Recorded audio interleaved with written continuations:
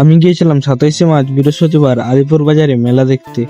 তো হ্যালো বন্ধুরা, সবাই কেমন আছে? আশা করি সবাই ভালো আছো, আর আমিও ভালো আছি। আর ওই দিন মেলা যাওয়ার জন্য আমি শামপুর থেকে একটা জামা আর একটা প্যান্ট কিনে নিয়ে এসেছিলাম, আর ওই জামা প্যান্টগুলো পরে আর যাবো মেলা, তার জন্য রেডি হচ্ছে এখন। আর বলতে বলতে রেডি হওয়াও কমপ্লিট। তো যাওয়া যাক এখন মেলার দিকে।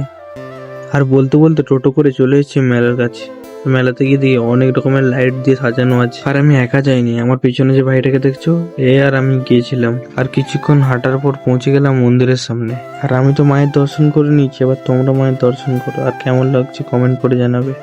আর ওখানে গিয়ে দেখি অনেক পুজোর ডালাও পড়ে আছে, আর ওখানে কিছু দাদুরা মিলে গান করছে। আর আজকের মেলায় খুবই ভিড় হয়েছে, তাই চারদিকটা ঘুরে ঘুরে দেখছি। আর কিছুক্ষণ পর মায়ের সন্ধ্যা আরতি স্টার্ট হয়ে গেছিল, তার জন্য বাজি ফাটানো হচ্ছিল। আর তারপরে আমি চারিদিকটা ঘুরে ঘুরে দেখছিলাম, অনেক রকমের জিনিস উঠেছে।